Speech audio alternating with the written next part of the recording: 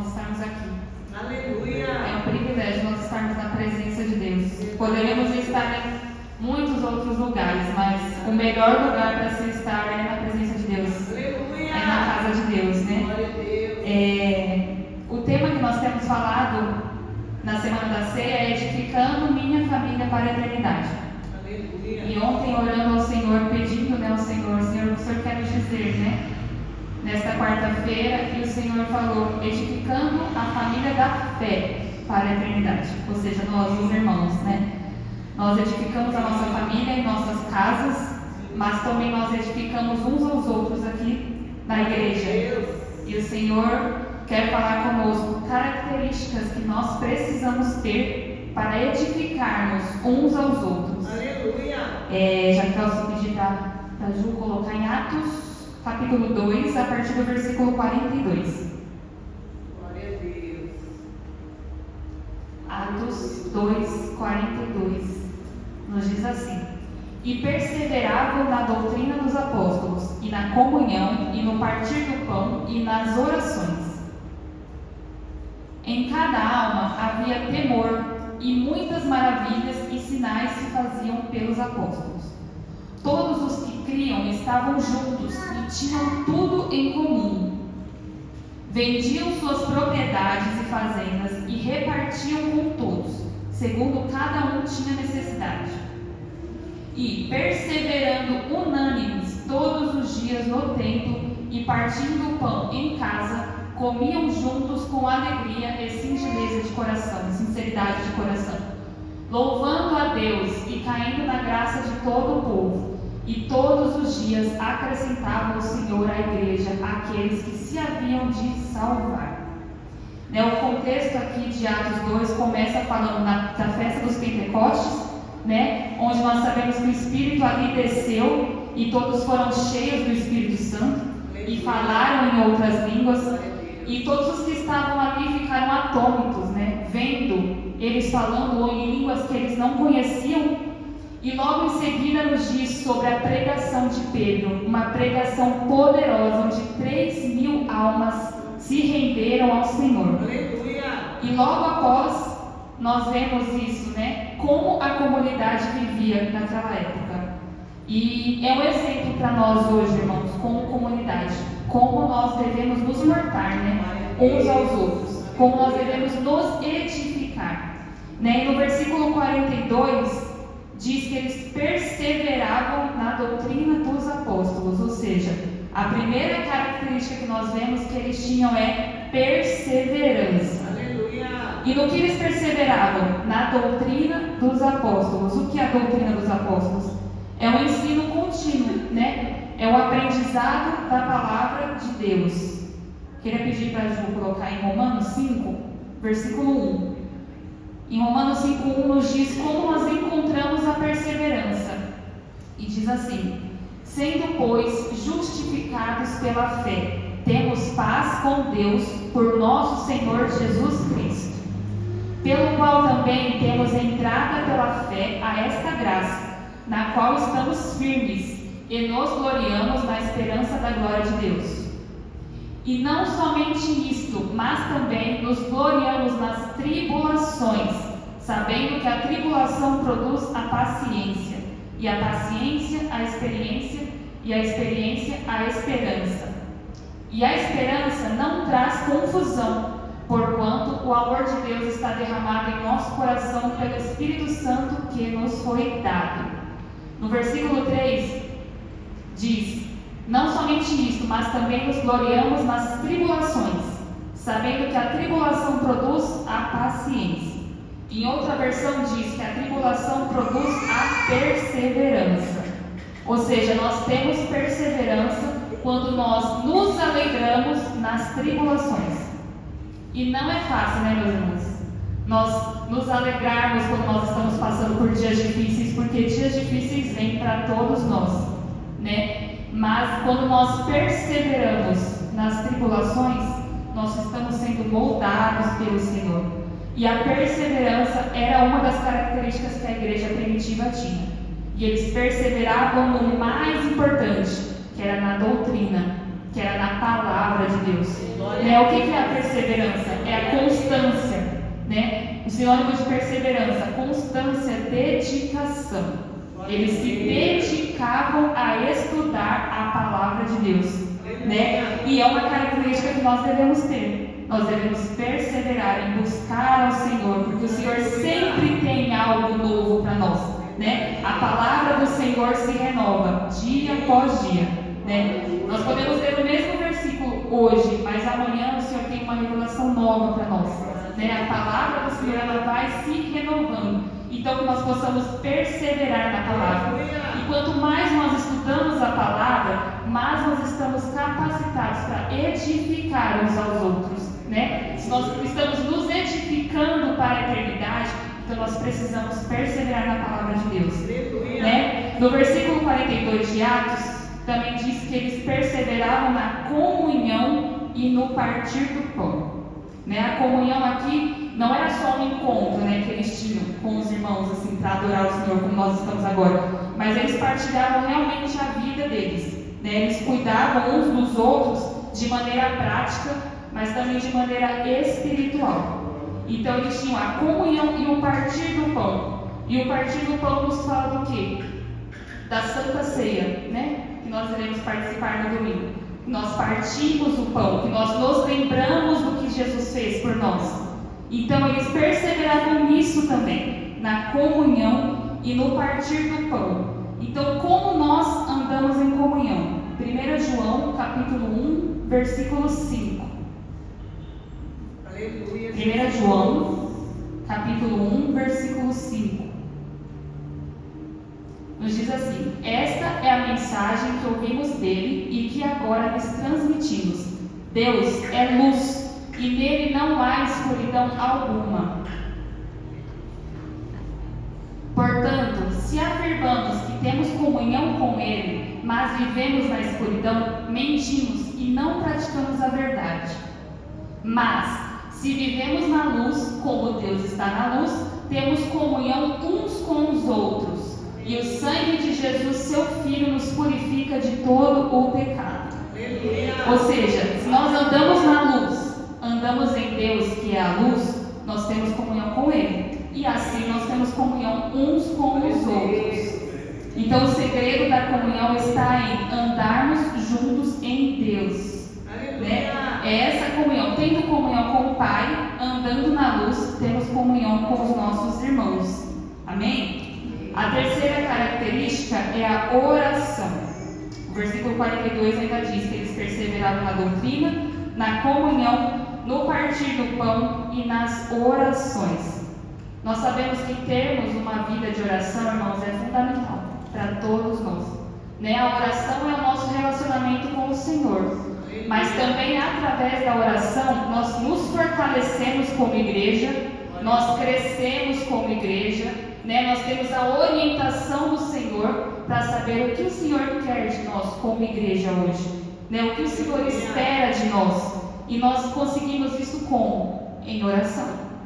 É o que nós estamos fazendo aqui, né? A semana da ceia nós nos dedicamos em estarmos aqui orando juntos, né? Em comunhão, assim como eles, e assim o Senhor fala conosco o que Ele quer de nós, né, irmãos? Queria que a Ju abrisse Tiago, uma palavra muito poderosa. Tiago 5, versículo 13. Aleluia, Jesus. Glória a Deus. Diz assim: algum de vocês está passando por dificuldades? Então ore. Alguém está feliz? Cante louvores.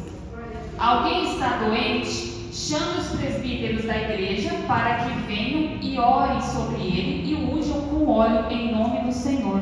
Aleluia. Essa oração de fé curará o enfermo e o Senhor o restabelecerá. E, se cometeu algum pecado, será perdoado.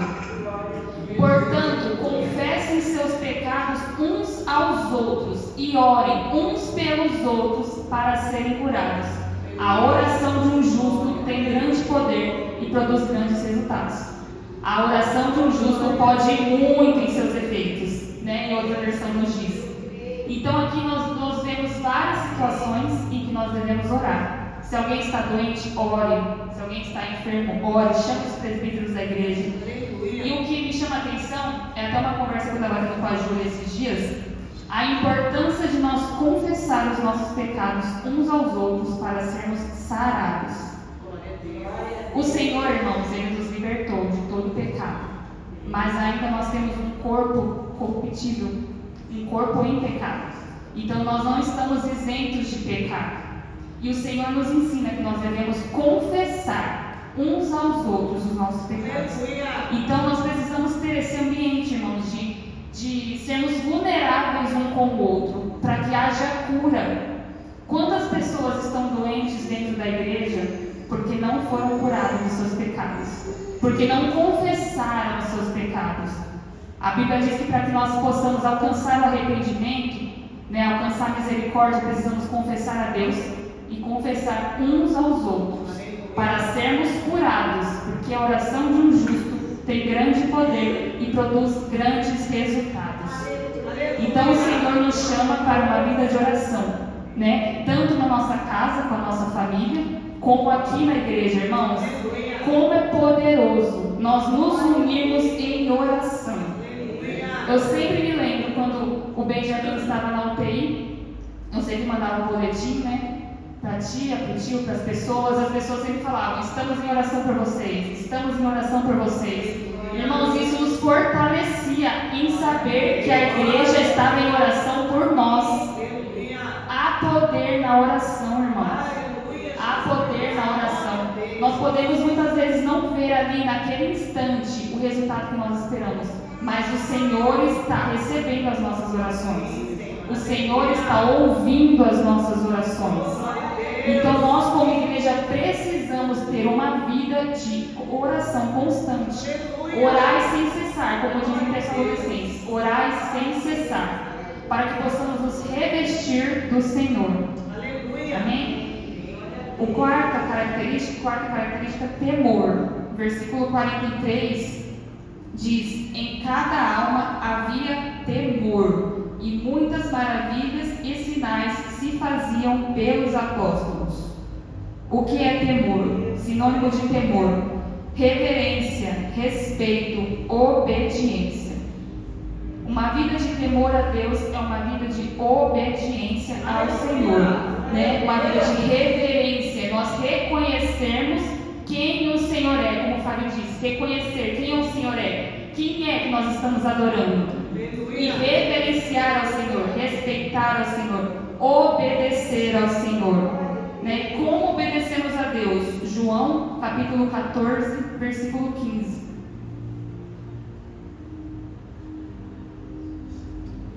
João 14, 15 nos diz: se vocês me amam, obedeçam aos meus mandamentos. Nós tememos ao Senhor, nós obedecemos ao Senhor quando nós obedecemos aos seus mandamentos. Nós demonstramos o nosso amor a Deus quando nós obedecemos a sua palavra, quando nós obedecemos a sua vontade, Temer a Deus é obedecer aos seus mandamentos. E a obediência a Deus nos traz frutos, como o nosso tema diz, nós somos chamados para dar frutos. E nós damos frutos quando nós obedecemos a Deus, Porque no versículo diz que em cada alma havia temor, e muitas maravilhas e sinais se viam pelos apóstolos. E aqui eu coloquei: a obediência a Deus traz frutos, evidências, sinais e maravilhas. Nesse sábado de manhã, acho que foi no mês passado, em um momento do Leone, ele nos dizia que o Senhor estava nos chamando a dar evidências. O que é evidência? É a consequência do que nós fazemos. Aleluia. E a obediência a Deus traz frutos. E qual é a evidência? Sinais e maravilhas. Nós somos chamados para testemunhar do poder que há no nosso Deus. Então, a obediência que nós damos ao Senhor trará as evidências e será nítida a presença de Deus em nosso meio, através dos sinais e das maravilhas. Então, que esse seja o desejo do nosso coração, ver a manifestação do Senhor entre nós. O nosso Deus é poderoso, irmãos. Que nós não venhamos nos acostumar a viver a normalidade, nós devemos buscar o sobrenatural do Senhor. Nós devemos buscar vivenciar curas, Porque o Senhor é poderoso para curar, transformação, libertação, salvação. Que nós venhamos testemunhar a salvação de almas nesse lugar, irmãos. Que nós venhamos vivenciar o poder do Senhor. Porque o nosso Deus, ele é infinito. O nosso Deus é poderoso. Então que nós venhamos evidenciar o poder do Senhor em nós. E através do quê? Do nosso temor a Deus.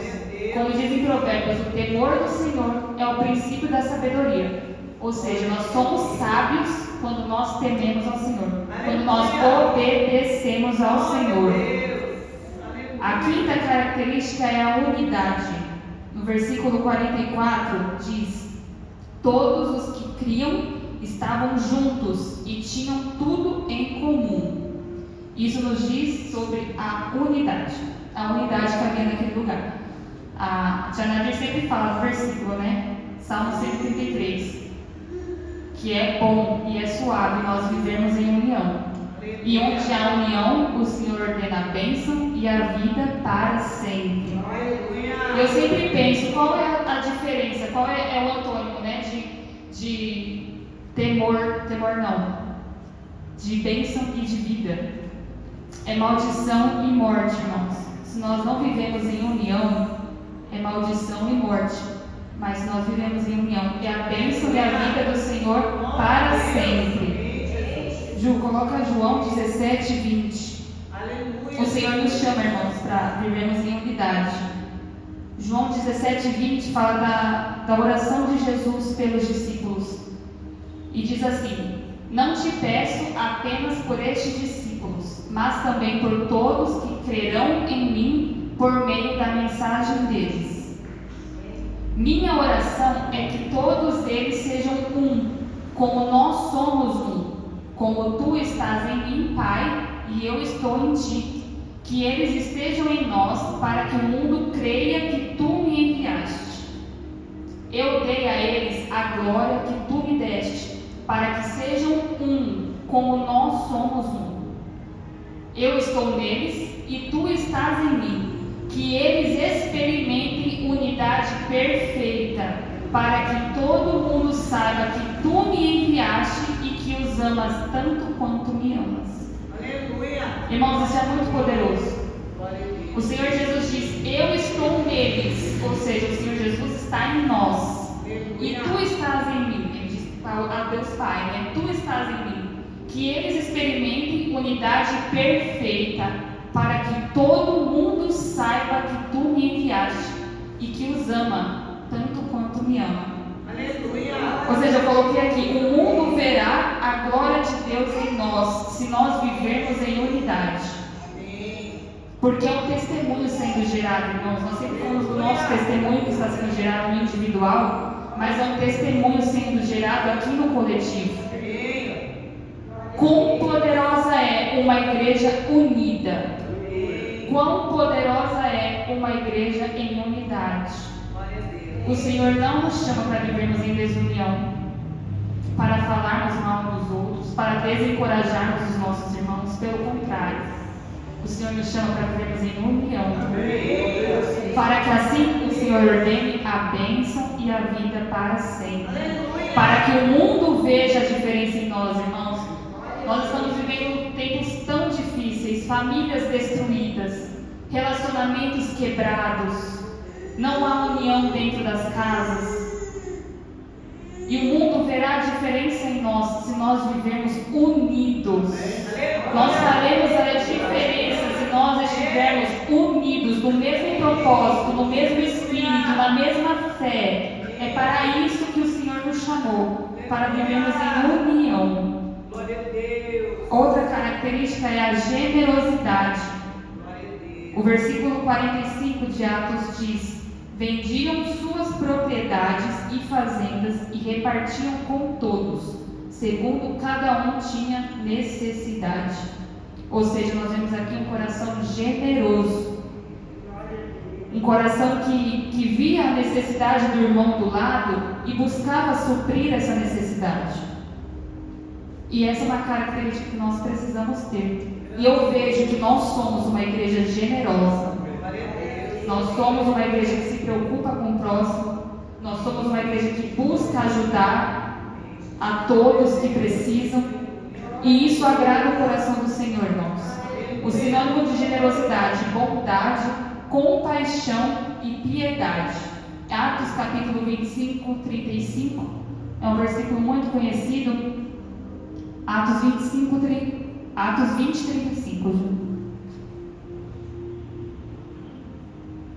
Diz assim: fui exemplo constante de como podemos, com trabalho árduo, ajudar os necessitados, lembrando as palavras do Senhor Jesus: há bênção maior em dar do que em receber. Em outras versões diz: bem-aventurado é aquele que dá do que o que recebe. Ou seja, bem-aventurado é feliz, mais feliz é dar do que receber, né? E nós gostamos sim de receber presentes. Quem não gosta de receber? Mas a Bíblia diz que mais feliz ainda é aquele que dá.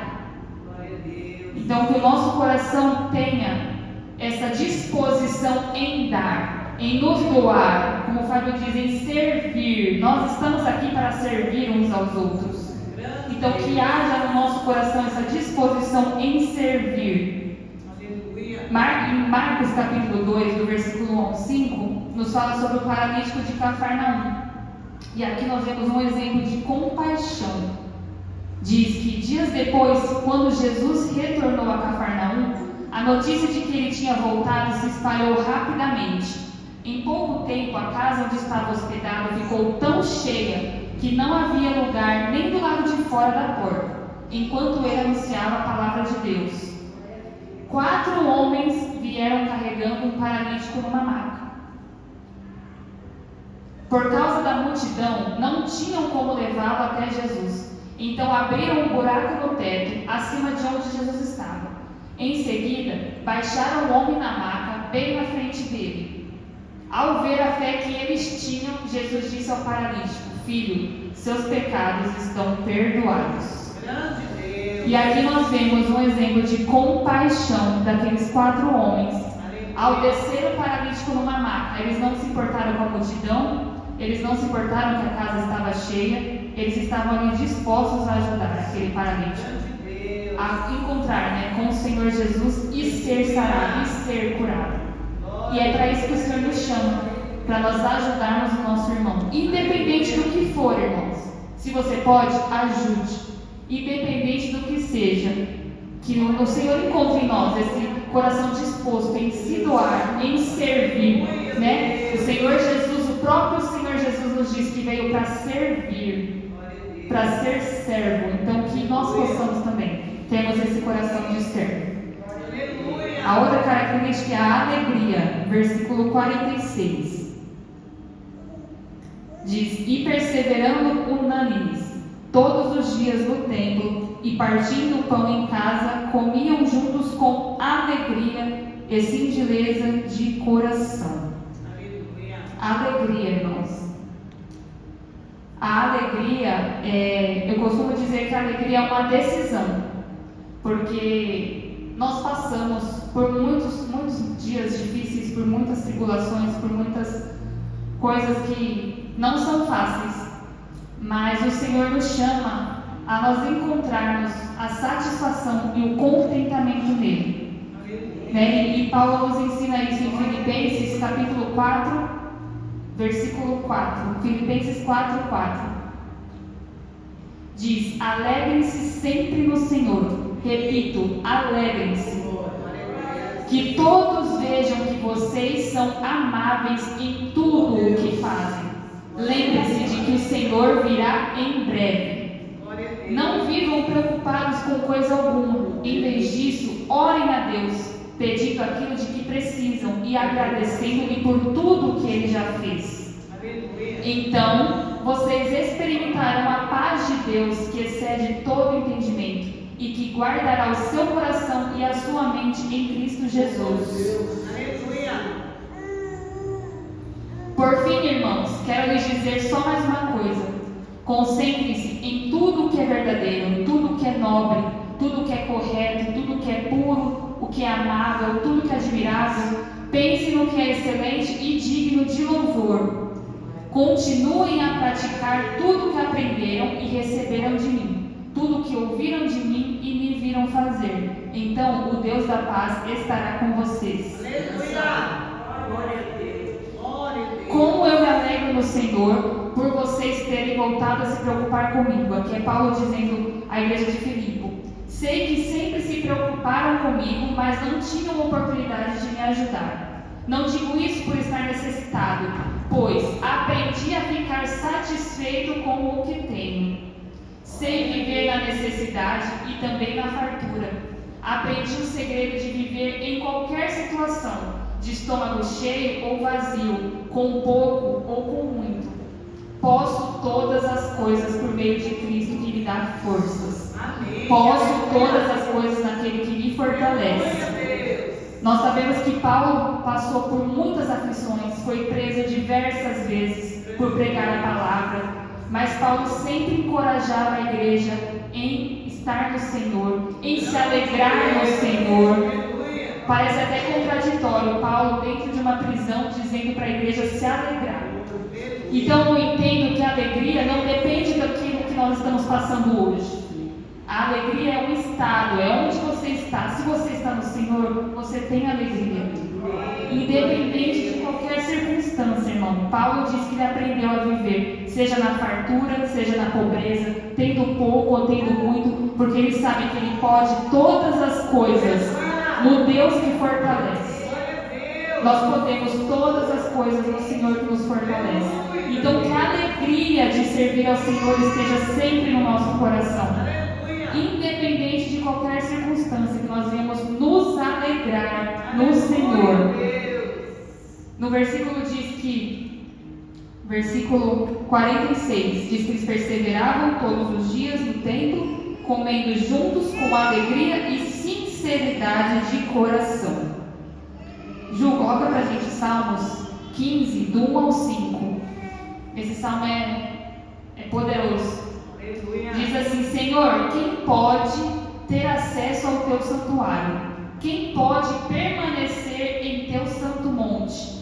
Quem leva uma vida íntegra e pratica a justiça? Quem de coração fala a verdade, ou seja, a sinceridade? Quem não difama os outros, não prejudica o próximo, nem fala mal dos amigos? Quem despreza os que têm conduta reprovável e honra os que temem o Senhor? E cumpre suas promessas mesmo quando é prejudicado? Quem empresta dinheiro sem visar lucro e não aceita suborno para mentir sobre o inocente? Quem age assim jamais será abalado. Aleluia. Ou seja, o que eu entendo é que quem tem uma vida sincera diante de Deus jamais será abalado. Quem tem um coração sincero diante de Deus, ele passa por qualquer situação. Para terminar, Ju, Salmo 145, 18. Aleluia. Glória a Deus. Salmo 145, 18.